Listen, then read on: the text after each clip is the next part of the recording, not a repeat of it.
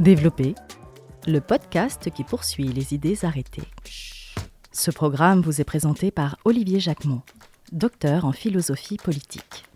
Good morning, Jim. Welcome back to France. Bonjour. I'm happy to be here again. And you are a France lover. Oui, the food, but also now getting more involved with meeting different people and more involved in the business of France as well. This is our third podcast on innovation with you. The previous two, we have discussed about why companies fail at innovation, and is innovation a story of failures? And in those two podcasts, our focus was primarily on the technology industry.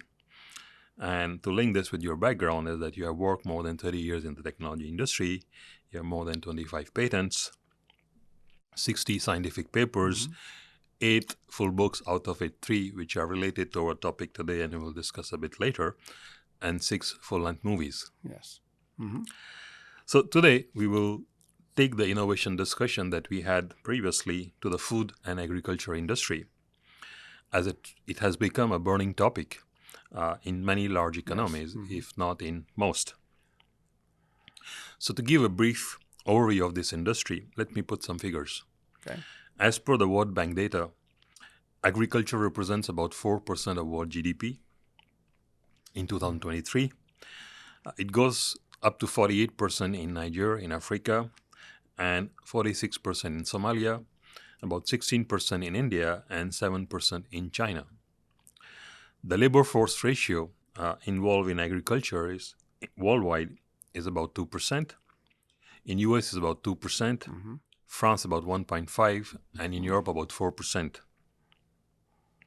So overall, the economic dependence on agriculture is more in emerging markets than in the developed countries.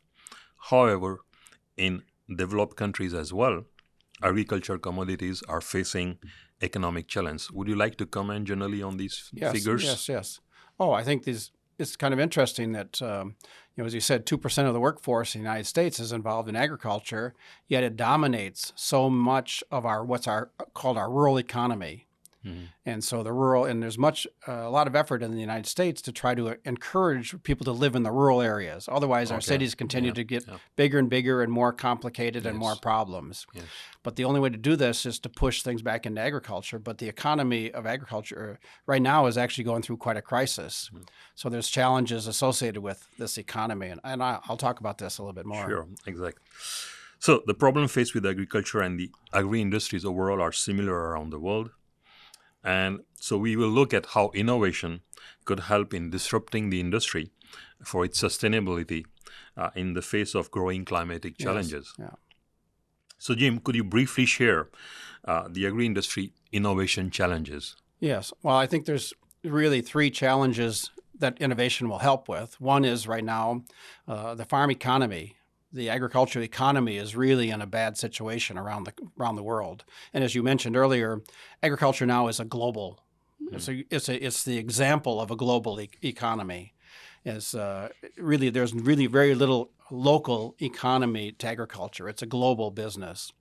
And as a result of that, we have almost an overproduction of the main commodity crops. And farming in the United States is really dependent on these 3 commodity crops.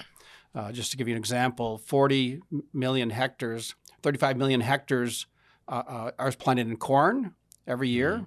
35 million hectares are planted in soybeans, and about 20 million hectares are planted in wheat.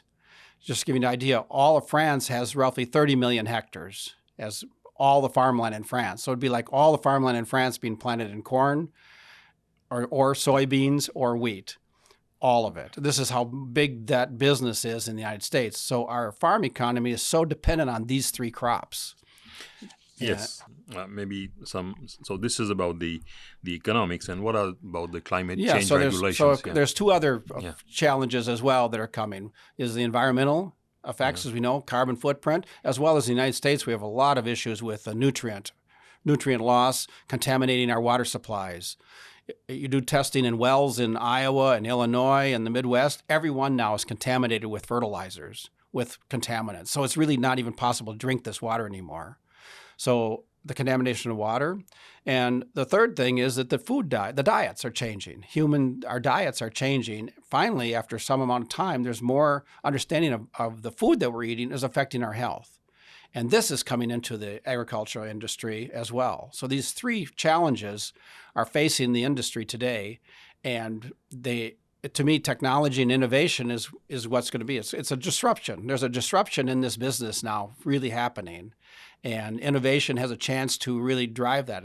And where the winners will be interesting. It'll be an interesting thing to see how things change in the next 5 years. So, any mention about the greenhouse emission constraints in the US so or in besides Europe? the agricultural economy in the last 2 years in the United States has dropped farther, 24%. It's the biggest drop we've ever had in income on farm economy. But on top of that is, of course, the pressure to reduce greenhouse gases. And as you know, by 2050, there's a goal. Europe has a goal. The United States has a goal to reduce our greenhouse gases by 50%. Farm in the United States, by the way, since 1990, the greenhouse or the carbon footprint for agriculture in the United States has gone up every year. We've not decreased anything. So at some point, there's going to be some feeling that this has to be adjusted and dealt with. So the greenhouse gas footprint is going to be dealt with, and it's a hard problem because it mostly comes from animals and from methane. And animals, if you look at animals, it's interesting because a cow can burp, it's a ruminant, so there's just cows, sheep, even camels do this. And they can burp out this methane. And it turns out every day they burp out the equivalent amount of CO2 in methane. There's a 28% adding factor between methane and CO2, that a cow is almost equivalent to an internal combustion engine car. So they both are giving about the same carbon footprint every day. There's 1.8 billion cars in the world, and there's 1.8 billion cows and sheep. So there's sort of an equivalent number that are all contributing to the carbon footprint. Yeah. So how agriculture can deal with that is very complicated. Compared to cars, we're switching cars over to electric vehicles. So the technology is much more straightforward to help reduce carbon footprint of vehicles. The technology to reduce the carbon footprint of animals is much more complicated. And how we're going to do this is not clear. A very interesting perspective because on the one side, we have the greenhouse emission from animal farming, which is equal or higher eventually than the automobile industry. And we are focusing heavily on the automobile and maybe not enough on the agriculture. Right. It just shows where there's more innovation needed. It's not obvious what the answer is there. But people's diets, the main thing is, of course, people's diets. Have less meat in your diet. This will immediately affect the number of animals that we need on our planet. So you mentioned about the single crop farming, which is growing a lot and is having effects. Yes. And one of the effect is higher production. And yes. I would have thought that, just to finish my background, is that I would have thought that higher production is good and could solve eventually world hunger problems. But maybe overproduction is more of a threat to agriculture and to the farmers. Yes, yeah. With GMO, in the United States we have GMO. So we have GMO corn and we have GMO soybeans. And that farming system, as it's called, includes the genetics of the seed as well as the genetics of the chemicals, where they're matched not to interfere with each other and really produce the crop, as well as the genetics have been engineered to be insensitive to these big changes in moisture. With climate change, moisture has changed, that we get huge rainfalls, then we get no rainfall, then we get huge rainfalls and no rainfall. The genetics of the seeds now have been able to adjust for this. So we're getting bumper crops year after year after year, somewhat independent of the weather. And this overproduction of corn, right now we're going to have a carryover of corn that's the largest we've ever had a carryover, which carryover means how much crop we didn't use this year that we're carrying over to be used for the next year. And the next year will even be more of a carryover between the corn and soybeans, which is, again, as I mentioned, half our farmland goes into corn and soybeans, which is, where does that get used? Half of that crop, 180 acres or 80 million hectares, half of it gets used for fuel, for internal combustion engines, half of it. And the other 40% gets used for animal feed. And 10% gets used for human feed, human food. I call it feed human food. Of that 10%, we know these products: Doritos, corn chips, breakfast cereals, and high fructose corn syrup, which is the dominant ingredient in every soda pop. So, but as I said, diets are changing, and these are the first three things that are under attack. Is getting rid of these snacks and reducing your need on what we call ultra high processed foods. And these are the categories. So this is now starting to take place. There's a drop now in sales of crops and soda pops because people are now starting to become more familiar with their health. And they're surprised that the food that the United States has developed is affecting their health. They think it was making them healthy. It turns out that it's not making them healthy. And this awareness is now finally growing. It's finally coming into the marketplace. Okay. So, yeah. Just recently, you were invited to speak at the French Academy of Agriculture, and what are their concerns? Yeah, so I was surprised. I gave a talk there about the methods of farming. I was invited to come and speak there last week, and I gave a talk about the comparison of what's the strategy of farming in the United States. And there's really two strategies.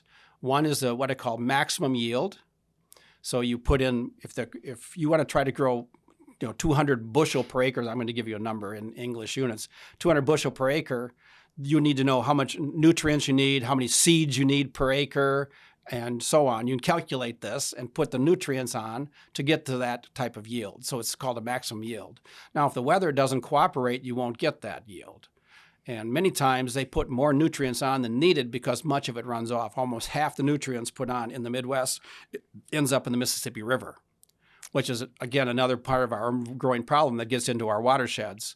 Yeah. So, and we can come back to that. But challenges they have with this corn and soybeans is it's just, it's so difficult. It's so easy to grow. It's such, I call it it's almost too easy with genetically modified organisms to make this. The rest of the world doesn't use this kind of system because they're growing plants for their direct use in food. We're growing plants for use in fuels and in animal feed. So we're not so concerned about genetically modified organisms being in our food supply. Yeah. So with the Academy, I talked about these strategies of maximum yields and minimum strategy. About 80% of farmers in the United States use maximum yield strategies. So they're putting the maximum chemicals on, they're trying to get as much land as they can, and their whole business model is based on maximum yields. If they don't get maximum yields, then they have a huge financial problem. Whereas the minimum input strategy, typically you're running this, you're looking at the weather, you can see what you can afford, you budget for minimum things, and so typically you have a lower yield, but you'll also have kind of a low case that you won't lose money. So these two strategies, and when I talked to the Academy about it, they were quite surprised how many farmers use this maximum yield strategy. In Europe, that's not the approach. It's more of this minimum input strategy. And I said the difference is the United States Farm Program encourages this because if you lose money, the farm program makes up the difference. So it encourages farmers actually to either have a maximum yield or have a great loss. And if you have a great loss, the farm program comes in and pays. And over the last few years, farmers have gotten somewhere between $20 and $80 billion of direct payments each year goes to American farmers to cover these losses in the commodity prices. Okay, and what about allocation of water issues? So then I asked them what's on their topic, and they said there's two things that they're really trying to study, and I'm now going to help them with these topics. Okay. But the number one is young farmers. How do they encourage young farmers? Today, less than 10% of farmers in the United States and Europe are less than 40 years old. So 90% are over 40 years old. And so the United States has that same issue of how do we try to encourage young farmers to come into this.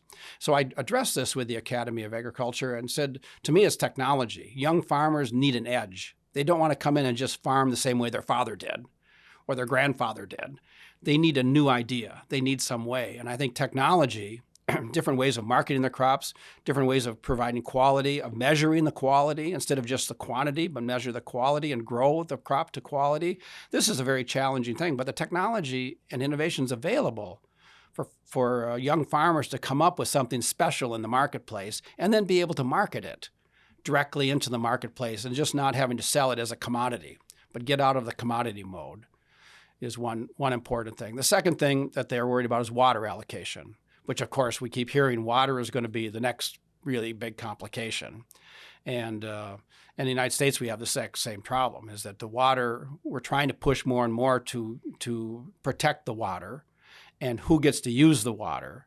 But again, this becomes quite a fight because there's old agreements that have been 200 years old, and people don't want to change those agreements because there's advantages to certain people. So there's a lot of barriers to try to do something differently than what we're doing today with water. And it'll be interesting to see how you can address that. Yeah, and one of the trend that we see in developed as well as developing countries with large agricultural dependence is the usage of regenerative farming methods or other methods that are less heavy on water. Do you have anything to say about well, that? this is what we're trying to push in the United States, is regenerative farming. There's many programs around, and because of this nutrient loss, the dead zone in the south of New Orleans now is the size 40 times bigger than the city. It gets bigger every year. And it's a dead zone where nothing can live in the Gulf of Mexico. And so we know this is directly tied to the farmer's strategy, the farmer's use of fertilizers in the Midwest.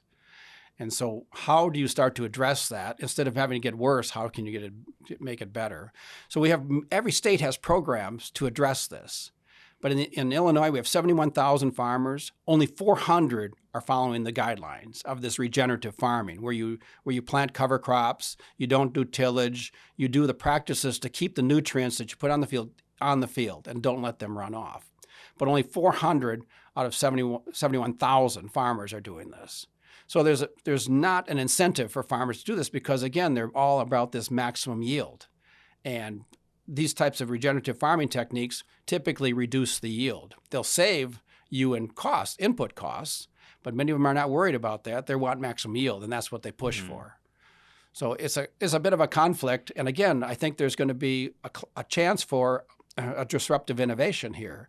Many of these things just, businesses kind of exist until they can't exist. And they won't change. I mean, this is the whole idea of disruptive innovation. Kodak, Nokia, famous stories that they see the change, but they can't change. I think American agriculture is in this same thing. I call it madness. I just did a little film about this. I call it madness, doing the same thing and expecting different results. And we're facing this issue because the farm economy is tanking. The environment is being challenged. There's pressure from the whole world to do something about the environment and make the world much better in your place. And then our diets are changing. All these are pressures coming into the ag industry that's going to drive change. So if we look at about the trends, the consuming trends that you mentioned about the young and their needs, what are the ideas there are for them to be excited about taking up farming? Well, I don't have many ideas. This is what we need to work on, but I think we need to bring more ideas. But to me, one idea is this blockchain. Yeah. The blockchain method of marketing has been very successful in the financial world. But how can we bring it into a whole goods world? And I think a farmer having a chance to, when I live in Minneapolis, there's a lot of flour mills, a lot of bakeries. And Chicago has over 400 bakeries as well. They're all buying wheat or grains, rye, and so on for their product. And they all have like 30 or 40 parameters that they measure, not just the weight. They want to know what is the quality of this flour or this material that I make so I can make the exact same product every day. And so a farmer does not grow to that. But you could see them putting out a blockchain requirement, a specification, and a farmer being able to deliver to that. And then with the blockchain, there's a certification that comes with that's what they got. And what helps with the blockchain is now, these flour mills don't want to buy one truckload of wheat. They want, or corn. They want to buy, a train load. So how do you get a train load full of this from multiple farmers to come but all be certified to meet that requirement of quality? And that's, to me, what a blockchain can do, is help put all that paperwork together and do it seamlessly. And with people with now, so inexpensive sensors that are available, and with our smartphones, we have a chance to build this system up. And the whole blockchain infrastructure is already available to use. It just needs to be applied to the agricultural world here. So one of the options about moving away from greenhouse is eventually consuming less meat, which is not going to please many farmers. No. But if you can just... It's called the American diet. Yeah, we think the whole world's going to switch to the American diet. And because you all eat this poor food that doesn't include having a beefsteak every meal. Yes. So if you can talk more about plant genetics in relation to yes, people's well, diets. As we know, there's been an innovation of plant-based meats, yes, or lab-grown meats. But again, because of this now attention on highly processed foods, these guys are hitting a little bit of what we call headwinds, It's not so easy for them to just say, let's switch to this and we're going to have a better planet. And people want to buy this because they're doing it, they think they're doing it for the planet's health and for their own health. But it turns out these types of foods are really ultra highly processed. So there's kind of a conflict going on. The people that want to buy that type of food are doing it to improve their health, but they're actually buying something that's not very healthy these days. So that industry is fighting this right now. How do they prove that they are actually a very healthy alternative to meat?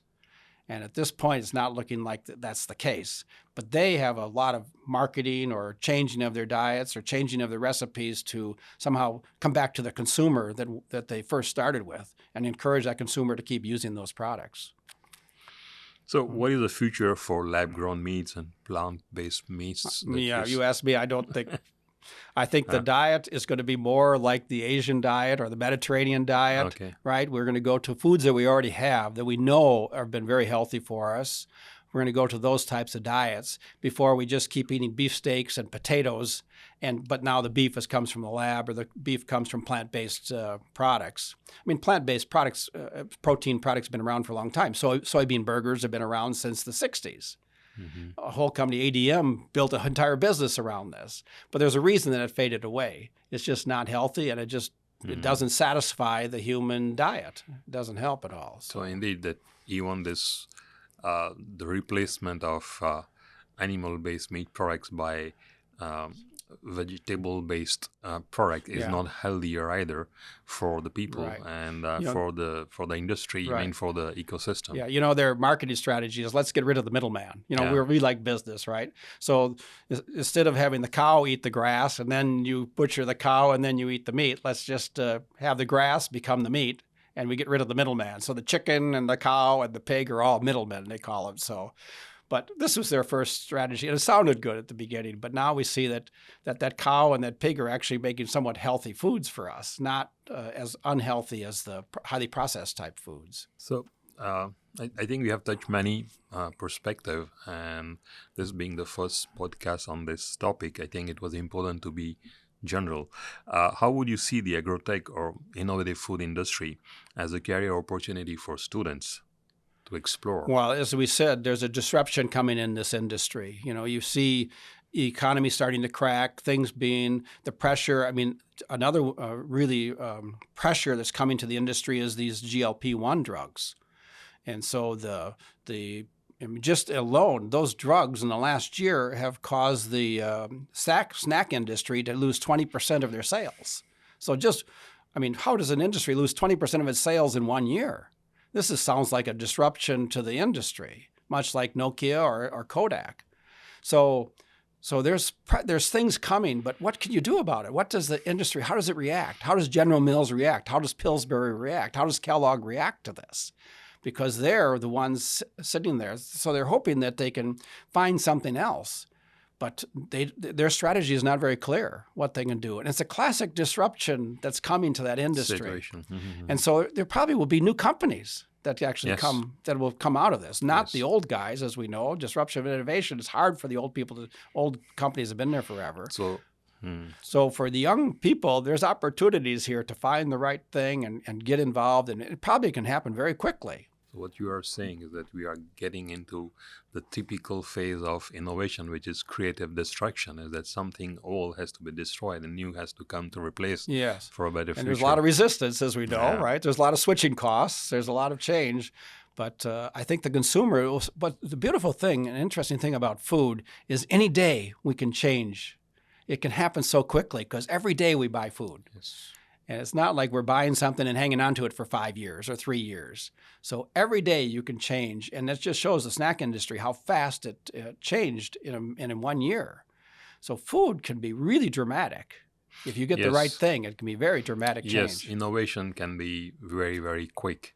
It sometimes takes a long time for gestation, but when it happens, and we are seeing with AI, with the news recently, Yes, with yes. how the switch has happened. Yes, yes. So let me try to conclude, Jim, on today's discussion about the key challenges and possible solutions that you have highlighted.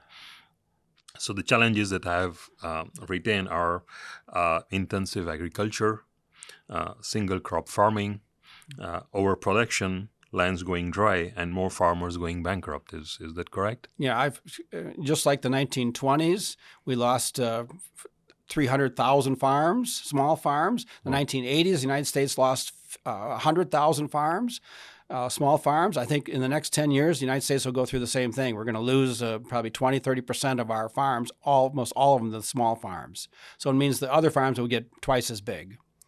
And so this is the trend that we have. And again, I think that's not stable for the United States, the rural economy. We can't lose that many people out in the rural area. There just won't be anything left to sustain an economy in these rural areas any longer. There would be social issues as well. Yes. So, and for the possible solution that you have proposed are regenerative farming, innovation in water conservation and recycling, development of lab-grown and plant-based meats, even though you feel it might not be that much. Something like that, yes. Yeah. Something on that order, yes. Increased usage of blockchain technology in the food supply chain, and probably stricter public policies in ultra-processed foods. Yes, I think, again, our farm program, right, the Farm Bill, as it's called in the United States, is right now in a big discussion. Okay. And I think dealing with this issue, we need to encourage other types of farming than just this corn-soybean rotation, which dominates 80% of the farming in the United States. We need to find a way to, because this is, again, making it for fuel, making it for cow feed. This is not the direction the world needs to go, not the direction the United States needs to go. Well, indeed, some of the figures that you have mentioned about production and the sizes are mind-boggling. I wouldn't have thought that it would be so massive in terms of production and the amount of corn, land usage. Yes, corn and soybeans. How much that dominates. And the thing is, corn. There's companies like ADM and other companies that process corn. They'll make 1,000 different ingredients out of corn, and same as out of soybeans. They have a chart that shows the different, a lot of it is ingredients that go into things like shoe polish and paints and so on, but much of it is ingredients that go into processed foods. Mm-hmm. So if we talk mostly about the supply side on the agriculture, but I think one of the things you mentioned at the end is that things can change overnight because we consume every day. Yes. And one of the things that we may say for the youth is that think differently your consumption. It starts with yourself, yes. I mean, innovation to me is if you can find your own need, your own change, something's not right. These are the stories that seem to be. Of course, for every one that's successful, there's 1,000 that don't work. Mm-hmm. This is the challenge you have with innovation. But I think those 1,000 young people are out there. They're going to be trying now and encouraged to come into this industry, whereas you wouldn't think to come into this industry before.